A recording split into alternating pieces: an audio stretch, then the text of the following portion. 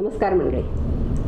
संतश्रेष्ठ ज्ञानेश्वर महाराज ज्ञानेश्वरीच्या या दुसऱ्या अध्यायात काय सांगणार आहेत ते आज आपण जाणून घेणार आहोत. या अध्यायाचं नाव सांख्ययोग. या अध्यायामध्ये सांख्यशास्त्राच्या अभिप्रायापासून बुद्धियोगापर्यंत भगवंतांनी आपल्याला थोडक्यात सांगण्याचा प्रयत्न केलेला आहे. आपणही ते जाणून घेऊया.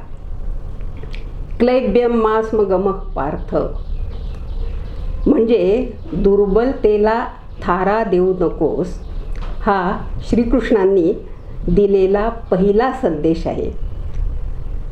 सर्वसामान्य माणसांनी आयुष्यात सर्वात आधी जो धडा शिकायला हवा तो हा संदेश आहे. महापराक्रमी अर्जुन हतवीर्य झाला आहे. म्हणजे काय? अगदी अशक्य तेच प्रत्यक्षात उभं राहिलं की. हे चित्र ज्ञानदेवांनी डोळ्यासमोर उभारण्यासाठी एकामागे एक दृष्टांत दिले आहेत. तेव्हा आता तू जर युद्ध न करशील तर मोह धरलिया ऐसे होईल, जे असती प्रतिष्ठा जाईल, आणि परलोकही अंतरेल ऐहिकसेसी. हृदयाचे ढिलेपण एथ निकयासी नव्हे कारण, हे संग्रामी पतन जाणं क्षत्रियांसी. निकयासी म्हणजे हितकर. येथे हे हितकर नाही आहे. तू क्षत्रिय आहेस. इथे जर ऐन संग्रामाच्या वेळी तू ढिलेपणा दाखवला तर ते बरोबर नाही. ते पतन होईल तुझ्यासाठी. ज्ञानदेव गीतेतील नुसतं संभाषण सांगत नाहीत, तर ते वाघविलासाच्या अंगाने जातात. ते गीतारूप कथा सांगणार आहेत बरं का. जेव्हा निरनिराळी कारणं सांगूनही श्रीकृष्ण काही मानत नाहीत हे दिसलं, हे पाहून अर्जुनाचा आता समर्थनपर युक्तिवाद संपला आणि तेथे शरणभावना आली. तो म्हणाला, तरी श्रीकृष्णा तुला जाणावे, निकेते आम्हा सांगावे, जे सखा सर्वस्वे आघवे आम्हासे तू. आता काय झालं? अर्जुनाने शिष्यपण स्वीकारलं आणि श्रीकृष्णाला त्यांनी गुरुपदवी दिली. भगवंतांनीही ती गुरुपदवी धारण केली. आणि मग काय झालं? आता तो उदार कैसा वर्षेल, तेणे अर्जुना चळू निवेल, मग नवी विरुडी फुटेल उन्मेषाची. अध्यात्माच्या दृष्टीने आता खरी गीता सुरू होणार आहे. अर्जुन किंग कर्तव्यमूढ झाला आहे. त्याला धर्म आणि अधर्माची चिंता लागली आहे. आपले श्रेय कशात आहे असा त्याला प्रश्न पडला आहे. एकूण काय? अर्जुनाचा रोग असाध्य आहे. हे जाणून आता श्रीकृष्णरूपी वैद्य जिला अखेरची मात्रा म्हणावी अशा उत्कृष्ट औषधाची योजना करणार हे नक्की, असे ज्ञानदेव म्हणतात. ना तरी असाध्य देखोनी व्याधी, अमृतासम दिव्य औषधी, वैद्यसूची निखधी निदानींची. भगवंत अर्जुनाला म्हणजेच आपल्याला सांगतात की कोणाचे जगणे आणि मरणे या आपल्या स्वाधीनच्या गोष्टी नाहीत, म्हणून त्यांचा शोक करण्याचं कारण नाही. अर्जुन शोकामध्ये बुडाला होता, रथामध्ये खाली बसला होता. मी युद्ध करणार नाही असं त्यांनी स्पष्ट श्रीकृष्णाला सांगितलं होतं. म्हणजे त्याची व्याधी असाध्यच होती, नाही का? अशा वेळी निदानींचे औषध वैद्य देतात की आता कसंही करून पेशंटला बरं करायचंच आहे. अशा यानी जी मात्रा दिली जाते तिला निदानींची मात्रा असं ज्ञानदेव म्हणतात. आणि ती मात्रा आता भगवंत अर्जुनाला देणार आहेत. भगवंत म्हणतात, शोक करण्याचं कारण नाही अर्जुना. देखे विवेकी जे होती, ते दोहीतही न शोचती, जे होय जाय हे भ्रांती म्हणवून या. आत्मा अविनाशी आहे या सिद्धांतासाठीची ज्ञानदेवांची ही उभी पहा बरं का. जे उपजे आणि नाशे ते मायावशे दिसे, येरवी तत्वता वस्तू जे नसे असे ते अविनाशाची. साऱ्या विश्वात सतत काहीतरी नवे निर्माण होत असते आणि ते नंतर नाश पावत असते, हे आपल्याला दिसतं. हे सारं ईश्वरी मायेमुळे घडतं हे भगवंत सांगतात. आणि ज्ञानदेव याच्यासाठी फार सुंदर पाण्यावर उठणाऱ्या तरंगांचा दृष्टांत देतात. किती सार्थ आहे नाही का ते. या नामरूपात्मक जगामध्ये एक चैतन्य वस्तू व्यापून आहे, पण ती गुप्त आहे. नामरूपात्मक उपाधीने झाकली गेल्यामुळे ती आपल्याला दिसत नाही. जीवांची शरीरे स्वभावतःच नाशिवंत आहेत, म्हणून तू मारणारा ठरत नाहीस आणि ते मरणारे ठरत नाहीत. आणि शरीरजात आघवे हे नाशिवंत स्वभावे, म्हणून तुवा झुंजावे पंडू कुमरा. शरीर नाशवंतच आहे. तू युद्ध केलंस काय किंवा न केलंस काय तरी हे शरीर राहणारच नाही आहे, म्हणून तू शोक न करता युद्धाला, या लढाईला तयार हो, असं भगवंत सांगतात. आत्मा आणि अनात्मा यांना एक समजणे हे सगळ्या दुःखांचे कारण आहे आणि यांचं भिन्नत्व जाणणं हेच सगळ्या दुःखांचं परिमार्जन करणारं आहे. भगवंत हे सांगतात आणि ज्ञानदेव त्यासाठी अनेक दृष्टांत देऊन आपल्याला ते पटवून देतात. खरं म्हणजे आपल्यालाही तर्कतः ते पटतं.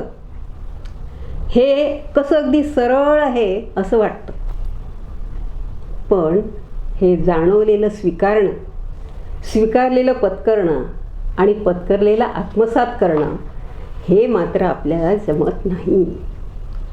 म्हणून ज्ञानदेव निक्षून सांगतात, गीता नुसती जाणून घ्यायची नाही तर ती अनुभवायची आहे.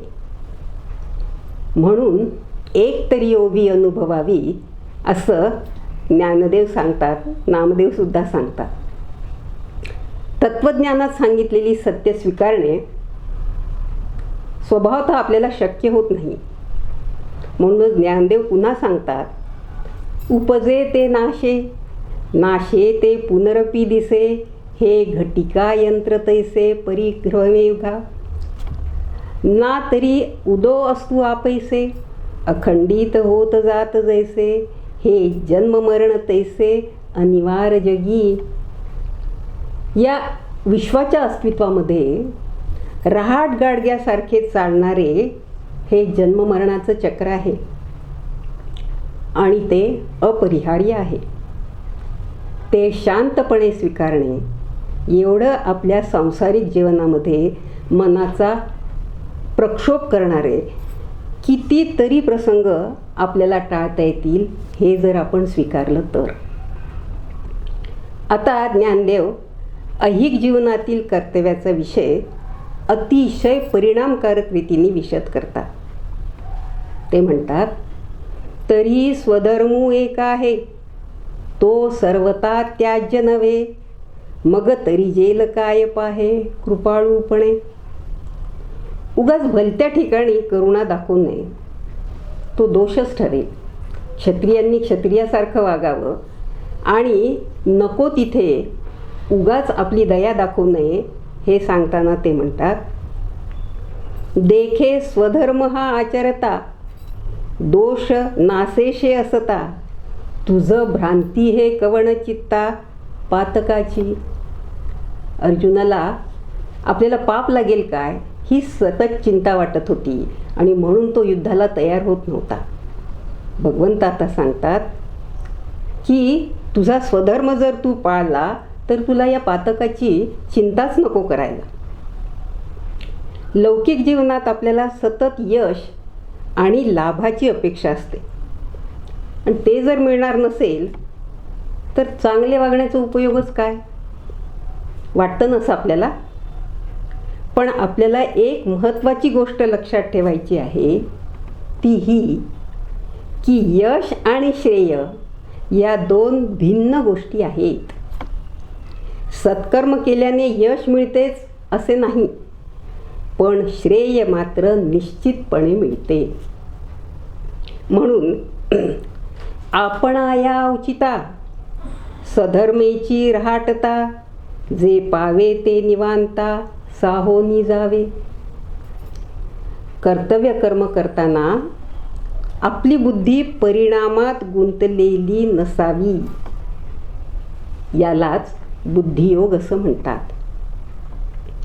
जे कर्म आचरणात आणायचं आहे ते खरं महत्त्वाचं.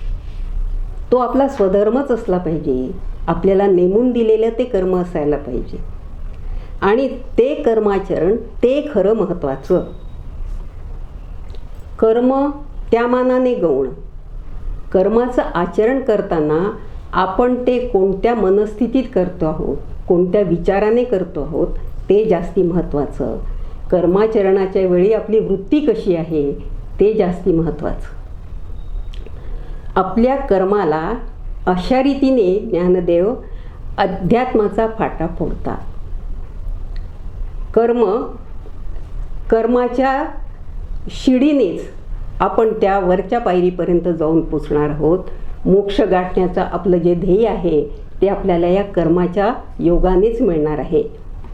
ज्ञानदेव म्हणतात, तू योगयुक्त होऊनी फळाचा संग टाकूनी, मग अर्जुना चित्त देऊनी करी कर्मे. तू योगयुक्त हो. योगयुक्त हो म्हणजे काय? तुझ्या मनाची स्थिती तू चलबिचल न होऊ देता स्थिर ठेव.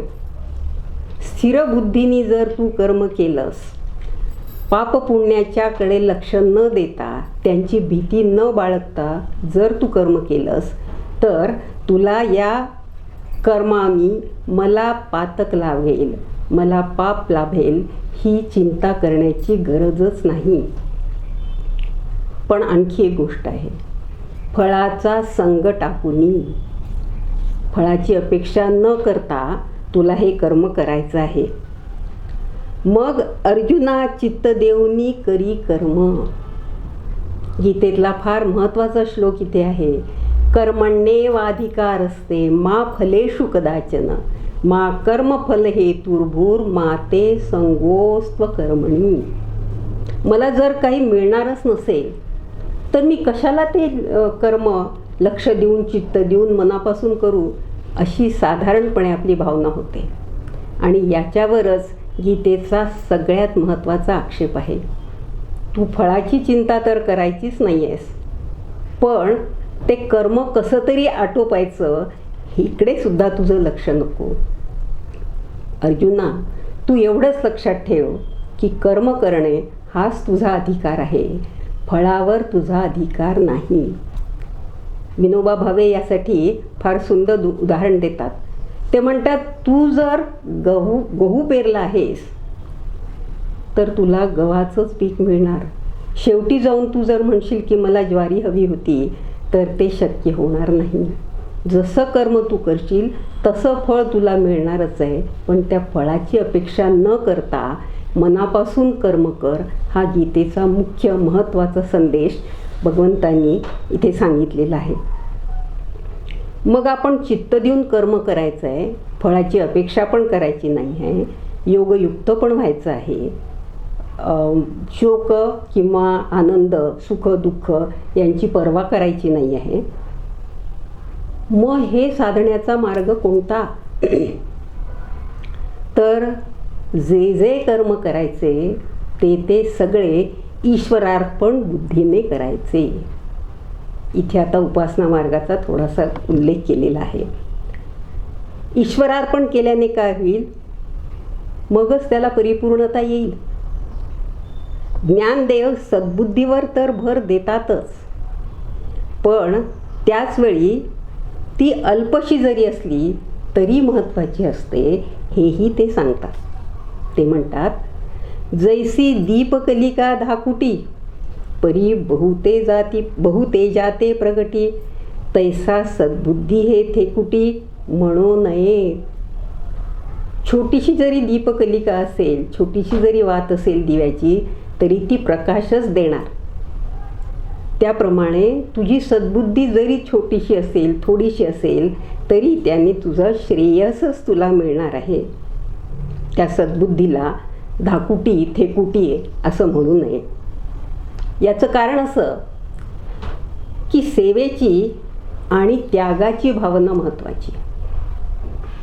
त्या दिशेने कोण किती मार्ग आक्रमण करू शकेल हे ज्याच्या त्याच्या सामर्थ्यावर अवलंबून राहील. मुख्य गोष्ट म्हणजे आपल्याला सेवा करायची आहे, आपल्याला भगवंताला हे कर्म अर्पण करायचं आहे. या भावनेने जर केलं तर ते कर्म उत्तमच होईल, नाही का. भगवंताला जी जी वस्तू आपण देतो ती चांगली निवडूनच देतो. पायदळी तुडवले गेलेली फुलं आपण भगवंताला कधीही वाहत नाही. तसंच प्रत्येक कर्माच्या बाबतीत करावं असं ज्ञानदेव म्हणतात. प्रत्येक कर्म हे आपण पूजा म्हणून भगवंताला अर्पण करणार आहोत, तेव्हा ते चांगलंच करायचं, पण फळाची अपेक्षा न करता करायचं असं ज्ञानदेव म्हणतात. पण याच्यामध्ये काय होईल की प्रत्येकाच्या सामर्थ्यावर हे अवलंबून असेल. आता हे सारे व्यावहारिक पातळीवरून झाले. ज्ञानदेवांचा मार्ग तर अध्यात्माचा आहे, त्यांची शिकवणूकही अध्यात्माचीच आहे. म्हणून बुद्धीच्या वासनेच्या चांगुलपणाचे लक्षण सांगताना ते म्हणतात, जैसा ईश्वरा वाचुनी काही जे आणिक लाणी नाही. लाणी म्हणजे आवड. ज्याला ईश्वरा वाचून कशाचीही आवड नाही ते एकच बुद्धी पाही अर्जुना जगी. ज्याला ईश्वरा वाचून काहीच आवडत नाही, दुसऱ्या कशाचीच त्याला इच्छा नाही, तीच एक बुद्धी सर्वश्रेष्ठ बुद्धी आहे असं अर्जुना तू मान. आता आपल्या मनात पुन्हा प्रश्न उभा राहतो की कुठल्याही परिस्थितीत ज्याची बुद्धी स्थिर राहते, म्हणजे जो योगयुक्त आहे, असा मनुष्य असू शकतो का हो? आपल्याला तर थोडंसं काही घटना घडली, दुःखद घटना घडली की वाईट वाटतं. काही चांगलं घडलं आपल्या आयुष्यात तर आपण फार आनंदी होतो. हे दोन्ही परिस्थितीमध्ये आपलं मन स्थिर ठेवणं आपल्याला जमत नाही. म्हणून अर्जुनाचा प्रश्न की असा स्थिरबुद्धी असलेला, स्थितप्रज्ञ असलेला मनुष्य असतो का? आणि मग जर असेलच तर त्याची लक्षणं काय? तो बोलतो कसा, तो चालतो कसा, तो बसतो कसा, इथपासून सगळं अर्जुनाने भगवंताला विचारलेलं आहे. आणि मग स्थितप्रज्ञाचं सारंच वर्णन ज्ञानदेवांनी केलेलं आहे. फार महत्त्वाचं वर्णन आहे ते. त्यातील सगळाच आशय आत्मसात करायचं म्हटलं आपल्याला बरेच जन्म लागतील. पण त्यातल्या त्यात सामान्य माणसासाठी, आपल्यासाठी एक महत्त्वाचा गुण भगवंतांनी सांगितलेला आहे, जिच्यामुळे ऐहिकातील कोणतेही दुःख त्याला स्पर्श करू शकत नाही. कोणता आहे बरं तो गुण? तो गुण आहे प्रसन्नता, आणि तो आपल्याला मिळवायचा आहे. भगवंत म्हणतात, प्रसादे सर्व दुःखानां हानिरस्योपजायते प्रसन्नचेतोस याक्षु बुद्धी पर्यवतिष्ठते. तुम्हाला बुद्धी तुमची स्थिर ठेवायची असेल तर मनाची प्रसन्नता हा एकच उपाय आहे. ज्ञानेश्वरी म्हणते, जैसा अमृताचा निर्झरू प्रसवे जयाचा जठरू तया क्षुधे तृषेचा अळसरू काहीची नाही. म्हणजे ज्याच्या जठरामध्ये सतत अमृताचीच